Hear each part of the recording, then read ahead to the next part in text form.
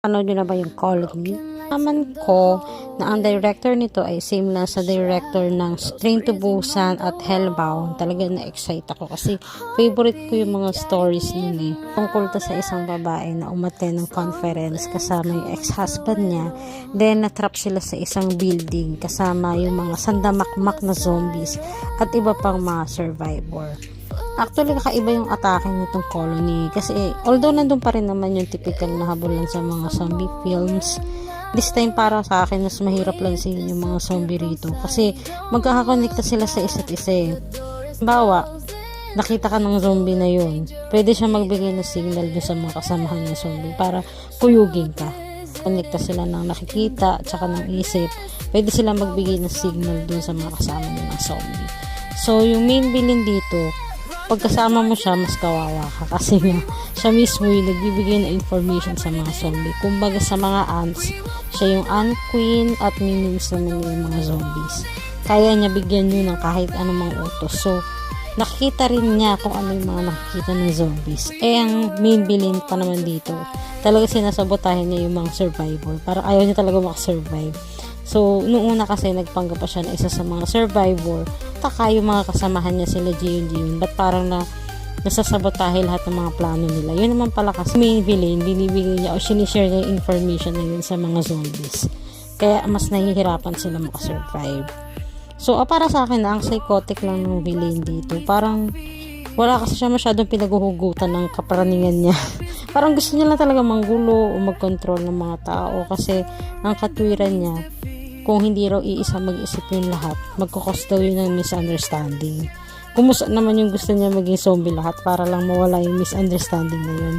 Kasi nga naman, nakakontrol niya na lahat. Isa na sila ng isip. As expected sa mga gumawa rin ng Train to Busan, maganda yung effects niya, yung mga scenes, nakakaba panoorin.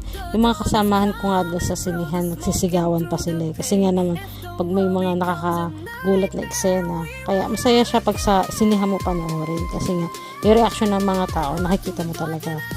Pero sa tingin ko lang nga, ito para lang naman sa akin. Parang hindi remarkable yung ibang mga characters dito. Parang hindi ka mapapamahal sa kanila kagaya sa ibang character ng Train to Busan. Kasi, ewan ko ba, pero parang wala akong pakialam kung sino mamatay sa mga characters. Wala kasi masyadong character build up. Lalo na yung character ni Ji Chang-wook. Parang ang irrelevant kasi wala man lang siya natulong doon sa story. Lalo na nung namatay yung sister niya. Kasi nga yung sister niya dito, niligaw niya palayo doon sa mga zombies. Tapos nung namatay yun, parang napraning na si Ji Chang-wook dito.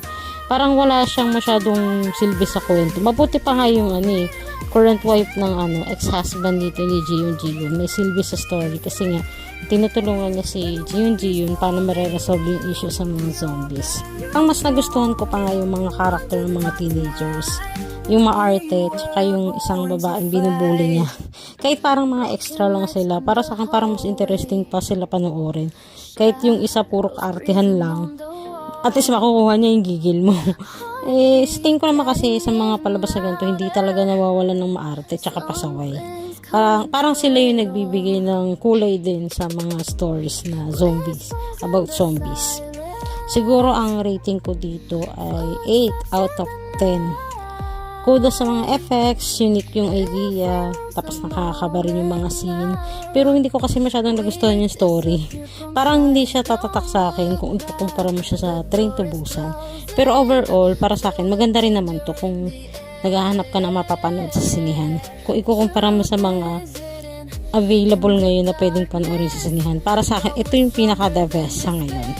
So good luck na lang kung gusto niyo siyang panoorin or gusto niyo hintayin na lang siya sa mga online platform. So, thank you sa pakikinig.